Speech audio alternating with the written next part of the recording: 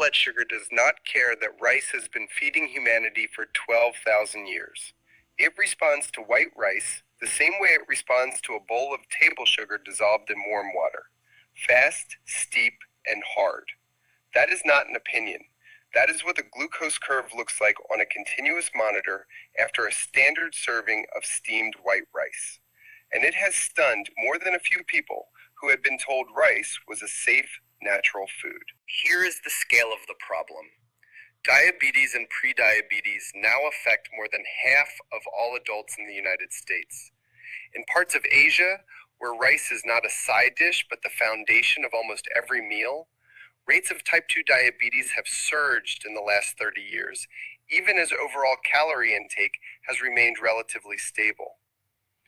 Researchers at the Harvard School of Public Health found that people who ate the most white rice had a 14% higher relative risk of type 2 diabetes for every additional daily serving. And in Asian populations, where servings tend to be larger and more frequent, that risk climbed even further. Today, you are going to understand exactly why that happens at the level of your cells, your hormones, and your blood vessels. You will learn which types of rice behave differently in your body and why. You will learn the specific signs that rice may already be stressing your blood sugar regulation without you knowing it. And you will leave with 3 concrete steps you can take before your next meal that actually shift the numbers. That is not a hopeful theory. It is what happens every day in endocrinology and internal medicine practices around the world. Before we go any further, if you are finding this useful, please subscribe and hit the like button. This channel is working toward 300,000 subscribers, and every like genuinely helps this kind of evidence-based content reach people who need it.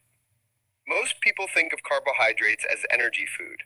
That is true, but it is a small slice of the picture. What carbohydrates actually are is information, a chemical signal that tells your pancreas, your liver, your fat cells, and your brain what state of abundance or scarcity your body is in right now. And the speed at which that signal arrives matters enormously. When you eat a carbohydrate, your digestive system breaks it into glucose, which enters your bloodstream. Your pancreas detects the rise and releases insulin, a hormone whose job, among many others, is to unlock your cells so they can absorb that glucose and either use it for immediate energy or pack it away as glycogen in the liver and muscles, or as fat when those stores are full. That system works beautifully when the glucose signal arrives slowly and in modest amounts, the way it does when you eat fiber-rich vegetables or legumes. It becomes strained when the signal arrives fast and in large amounts, the way it does with white rice. Here is what most people do not know about this system. Insulin is not just a blood sugar drug. It regulates your hunger hormones, including leptin and ghrelin. It governs inflammation pathways. It controls whether your kidneys hold on to sodium or excrete it, which is why blood pressure and blood sugar are so often linked.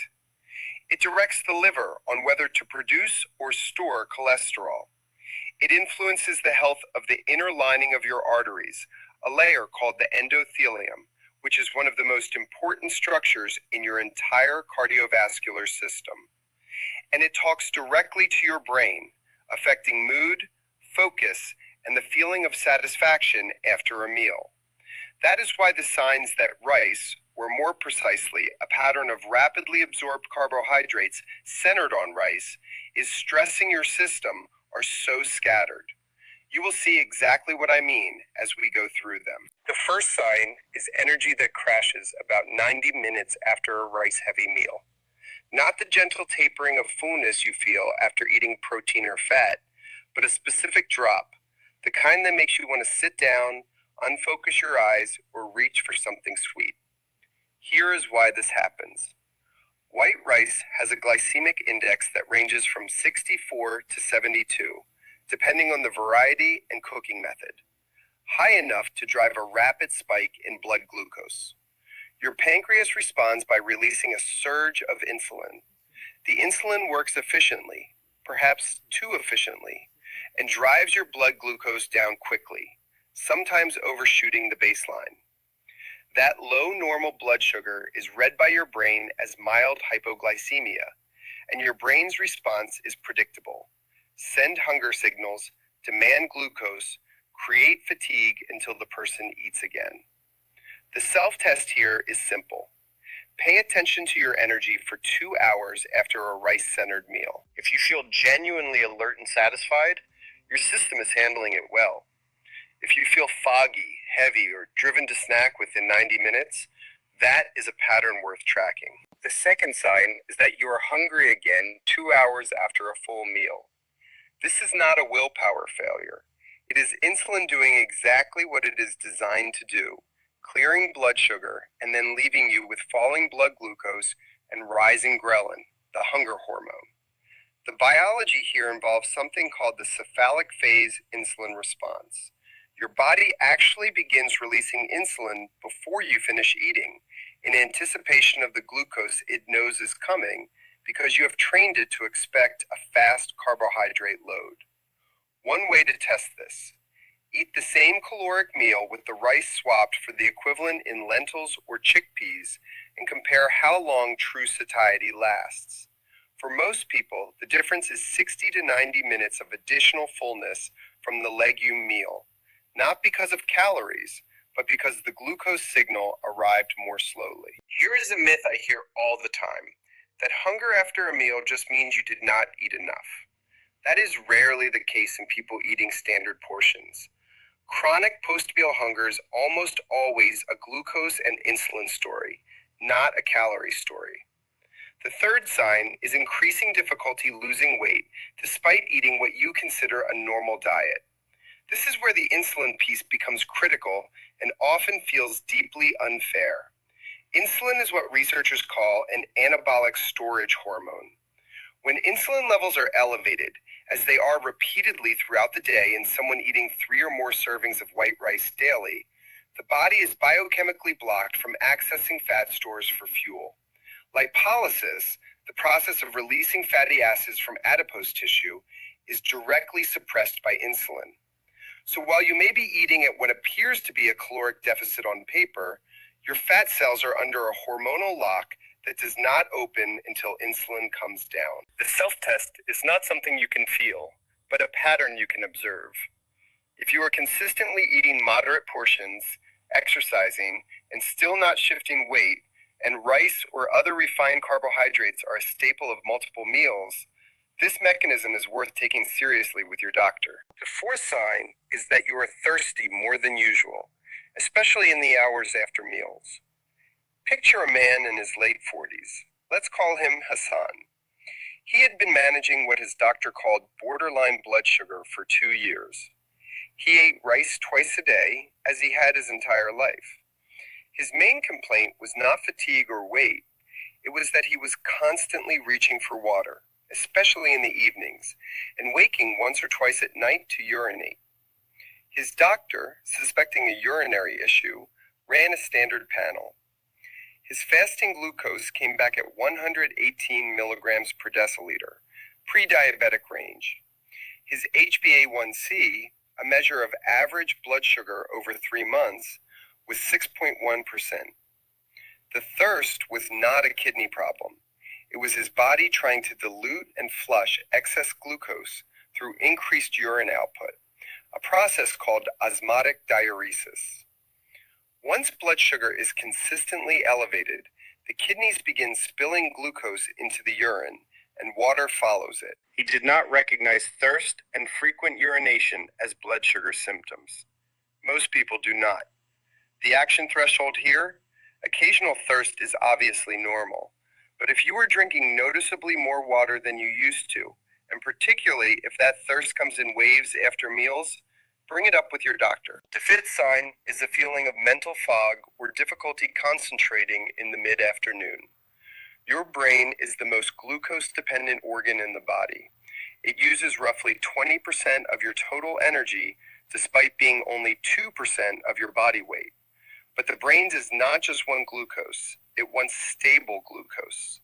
When blood sugar swings sharply after a high glycemic meal, the brain experiences a kind of metabolic turbulence. Neurons fire less efficiently, Neurotransmitter production falters slightly, and the result is what many people describe as a mental fog, a drop in verbal fluency, or a strange inability to focus on tasks they could handle easily an hour before. Research has shown that this cognitive dip is measurable on standardized tests and correlates directly with the size of the post-meal glucose spike. To be clear, everyone experiences some afternoon dip, and it is partly circadian. But if your mental fog is specifically tied to meals and follows a predictable pattern, that is different from a circadian rhythm. The self-test. Track your mental sharpness against your meal timing for a week. A pattern that emerges after rice-heavy lunches and resolves when you snack on protein is not a coincidence. This brings us to a sign that often gets dismissed as aging: skin tags and darkening patches on the neck, armpits, or groin. The darkening is called acanthosis nigricans, which means a velvety, hyperpigmented discoloration that appears in skin folds. It is not a cosmetic issue. It is a visible marker of insulin resistance. Here's why. When your cells stop responding efficiently to insulin, a condition that develops over years of repeated high insulin exposure from a diet heavy in rapidly digested carbohydrates, your pancreas compensates by pumping out more insulin to get the same effect. That chronically elevated insulin directly stimulates skin cell proliferation and pigmentation. Skin tags form by the same mechanism. Dermatologists are sometimes the first clinicians to catch insulin resistance because the skin speaks first. If you've developed multiple new skin tags in the last few years, or if you have noticed a darkening and thickening of the skin around your neck or underarms that does not wash off, ask your doctor specifically about an insulin resistance panel. The sixth sign is high triglycerides on a blood test, even if you avoid obvious fats in your diet. This surprises a lot of people who assume triglycerides are about dietary fat. They are not primarily. They are about carbohydrates. When you eat more carbohydrates than your muscles and liver can store as glycogen, your liver converts the excess glucose into triglycerides and packages them into particles called very low-density lipoproteins, or VLDLs, which it releases into the bloodstream. A diet centered on white rice, particularly if consumed in large portions at multiple meals, is one of the most efficient ways to chronically elevate triglycerides. The action threshold. A triglyceride level above 150 milligrams per deciliter on a fasting blood test is considered borderline high. Above 200 is concerning. And crucially, high triglycerides combined with low HDL cholesterol, the so-called good cholesterol, is one of the strongest predictors of insulin resistance in an otherwise standard lipid panel. The domino from elevated triglycerides runs directly into the seventh sign, low HDL cholesterol. These two markers move in opposite directions in insulin-resistant patients, almost without exception. High triglycerides crowd out HDL. They compete for the same transport machinery, and chronically elevated insulin actively suppresses HDL production in the liver. If your lipid panel shows triglycerides above 150 and HDL below 40 in men or below 50 in women, that combination tells your doctor a story about carbohydrate metabolism that deserves investigation, even if your LDL looks perfectly normal. Here is a myth I hear all the time about this combination, that low HDL means you need to exercise more and eat more healthy fats. Exercise helps, but if the root cause is a high glycemic diet driving insulin resistance, no amount of olive oil will fully correct what rice and refined starch are doing upstream. The eighth sign is elevated blood pressure, especially if it does not respond well to standard low-salt advice. Insulin has a direct effect on the kidneys. Specifically, it tells the kidneys to retain sodium. When insulin levels are chronically elevated, sodium retention follows. Water follows the sodium. Blood volume increases and blood pressure rises. This is why doctors who specialize in metabolic medicine see so many patients with hypertension that improves significantly once the carbohydrate load comes down. not because they are eating less salt, but because their insulin levels have dropped and the kidneys are finally excreting sodium normally again.